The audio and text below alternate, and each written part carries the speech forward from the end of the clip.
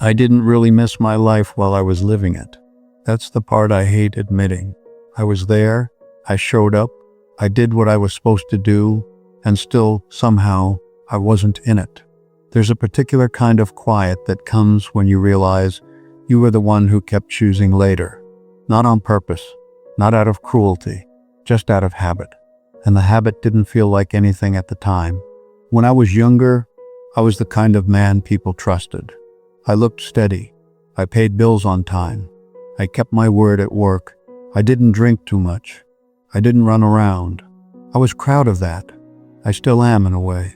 I grew up around men who didn't talk much. They weren't cold. They just didn't use words for feelings. They used work. They used fixing things.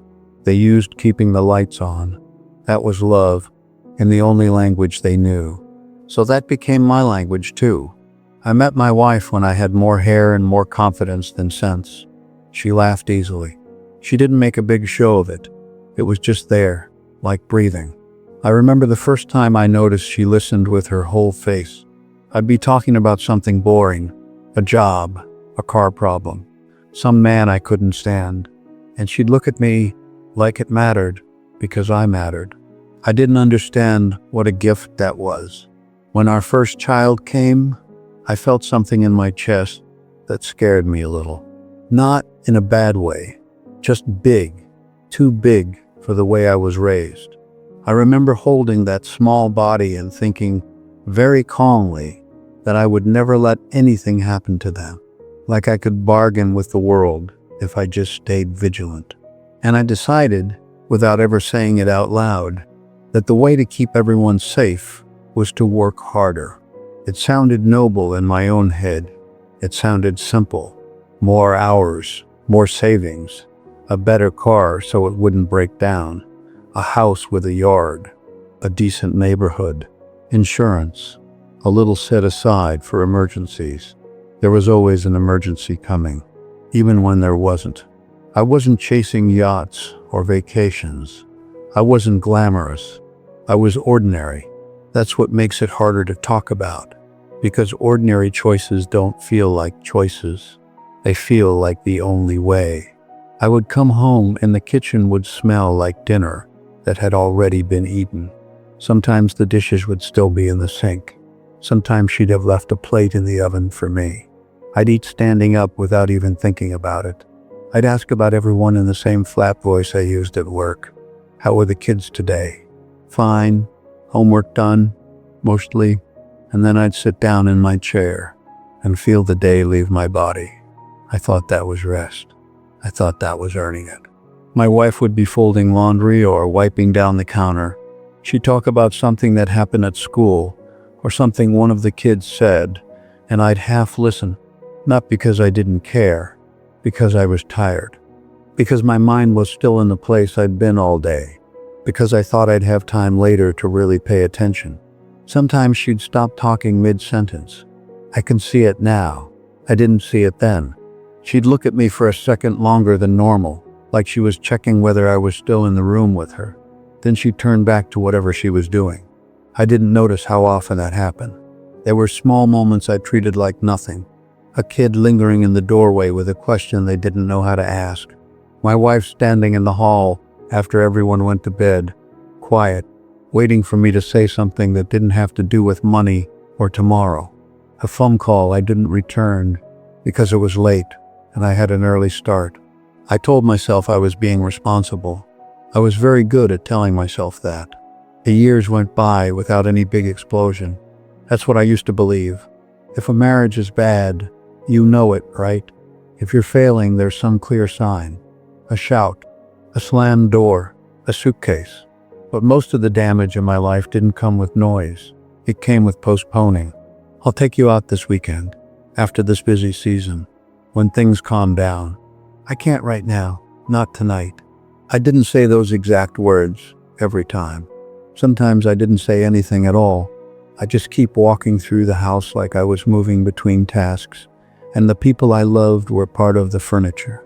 Warm, familiar, always there. I wasn't unkind. That's the thing. I wasn't a monster. I complimented her cooking. I patted heads. I fixed bikes. I built a shelf in the garage. I took pictures at birthdays. I showed up to some school events and sat there with my arms crossed, thinking about the next day. I did enough to feel like I was doing it. There's a kind of comfort in being the dependable one. People don't question you as much. They don't ask for the deeper things if you're already carrying so much. They say, he works hard. They say, he's tired. They say, that's just how he is. And you start believing that's the whole story of you. My wife and I had our routines.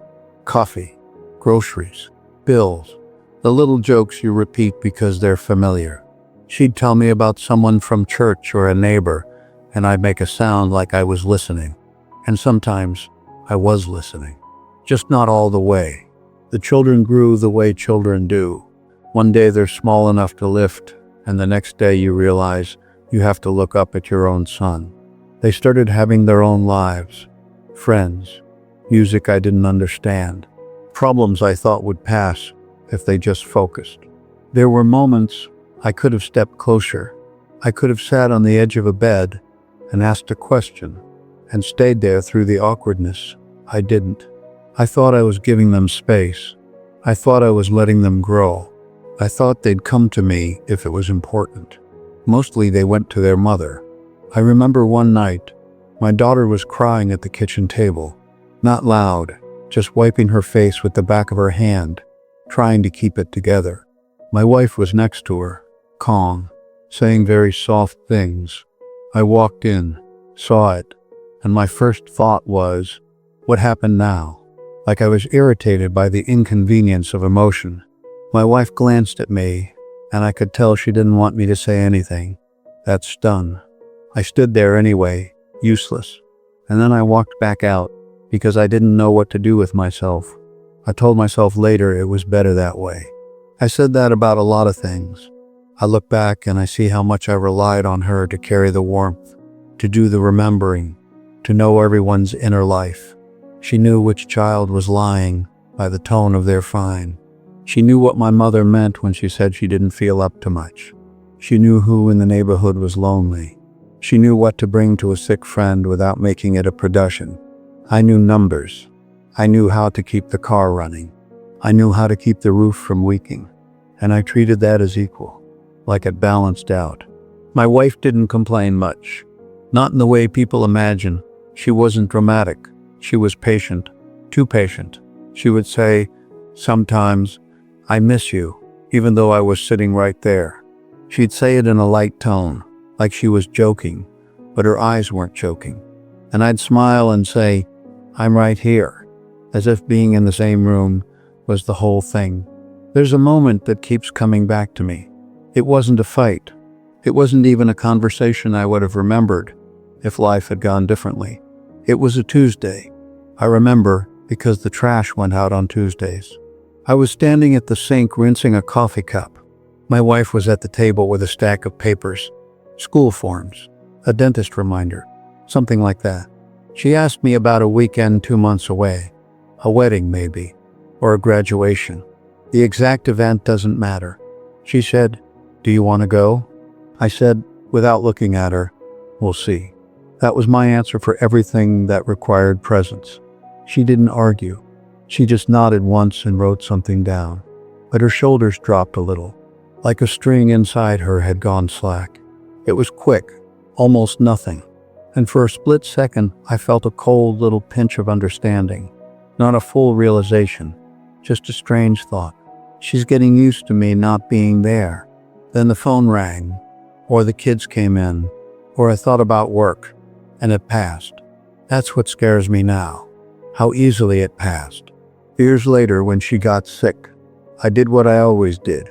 I became efficient. Appointments, medications, paperwork. I learned names of tests. I organized everything in folders. I was very good at it. Nurses like me, doctors respected me. And she sat in that hospital bed, smaller every day, and she still tried to make me laugh. She still asked if I'd eaten. She still apologized when she needed help to the bathroom. One afternoon, she was asleep, and I was sitting in the chair by the window. The sun was hitting the parking lot in a dull way. A plastic bag rolled across the pavement and got stuck under a car. I watched it for too long. On the little table next to her bed was her purse. It was unzipped. I don't know why I reached into it. Maybe I was looking for a tissue. Maybe I just wanted to touch something that was hers. I found a small envelope. No stamp. My name written on it in her handwriting. It wasn't a love letter like in the movies.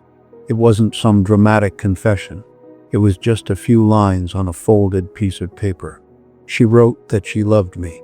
She wrote that she knew I loved her too, in my way. She wrote that she wished we'd talked more, just the two of us, when we were young and healthy and nothing was urgent. She wrote that she didn't want me to be lonely in the house. She told me where she kept a spare key and which neighbor to call if something went wrong. And at the bottom, she wrote, "I waited a long time for you to come sit with me." That's it. No shouting, no blame, just that sentence. I stared at it until the words stopped looking like words. My hands didn't shake. I didn't make a sound.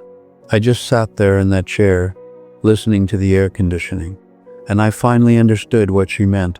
All those times she said she missed me. I had been married and absent at the same time. I didn't know how to fix it. Not because it was impossible to say words in a hospital room. I could have. I did. Later. I told her things. I held her hand. I apologized in a way that didn't feel like a performance. She squeezed my fingers. She looked at me like she'd been looking at me for 40 years.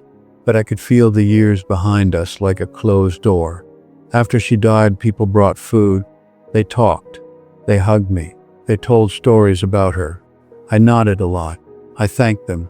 I did the polite things. I signed papers. I picked a casket. I chose flowers. I handled it. Then they went home, and I went into a house that still smelled like her shampoo in the bathroom cabinet. Her slippers were by the bed. Her reading glasses were on the table where she left them. I stood there and realized I had no idea what we usually watched on television. I had no idea which neighbor she liked and which one she tolerated. I didn't know the names of half the women she'd had coffee with for years. She had been the living part of my life. I had been the structure. The structure doesn't keep you warm. Now I'm 88. People think old age is mostly pain in the joints and forgetting where you put things. That's part of it. But the heavier part is the replay. It's the moments that return without being invited. The small ones. The ones you dismissed. I sit in the chair by the window and I watch the day move across the floor. I eat slower. I sleep later. I hear the house settle at night, and I know exactly how alone I am because there's no other breathing in the room. My children call. They're good to me. They have their own lives, the way they should. They talk about their work and their kids and their plans. I listen. I really listen now. Sometimes after we hang up, I stare at the phone, and I feel grateful and ashamed at the same time, because I can hear the distance in their voices. Not cruelty, just distance that got built over years, one not now at a time. I don't blame them. There's nothing dramatic in my days. I make toast. I take my pills. I shuffle papers I don't need to shuffle. I go to the store and talk to a cashier who doesn't know me and doesn't need to. I come home and the quiet is waiting in the same place I left it. Sometimes I find myself about to tell my wife something, a small thing, something that would have made her smile. I'll turn my head toward the kitchen, already forming the first word, and then I remember. That moment never gets easier. It just gets familiar. People my age talk about regrets like they're supposed to be tidy, like you name one, nod, and move on. Mine isn't tidy. It sits in ordinary places. In the hallway where she used to stand. In the kitchen table where the kids did homework. In the driveway where I'd come home and think my job was done for the day. I used to think a life was measured by big decisions. The job you take, the house you buy, the city you live in. the things you survive. Now, near the end, it looks like it was measured by smaller things, by whether you stayed in the room, by whether you noticed a shoulder drop, by whether you answered a simple question with something real instead of "we'll see." I don't say that with any pride. It's just what I see when everything else has been stripped away. There are people watching this who still have their kitchens full of noise, doors opening and closing, someone asking where the keys are, someone laughing in the other room, someone wanting to tell a story that doesn't matter to anyone else. I remember thinking those were interruptions. I remember treating attention like something I could save for later, like money in an account. Later came anyway. It always does. And it wasn't what I thought it would be. It's strange to be old enough to see the shape of your life clearly and still not be able to touch most of it. It's like looking at a photograph you were in but don't remember taking. You can recognize your own face. You can't step back into the moment and do it differently. I can still feel that folded paper in my hand, the way her handwriting looked steady even at the end, the way the sentence landed and stayed. I waited a long time for you to come sit with me. I did sit with her in the end. It was late, and late is a cold word when you finally understand it.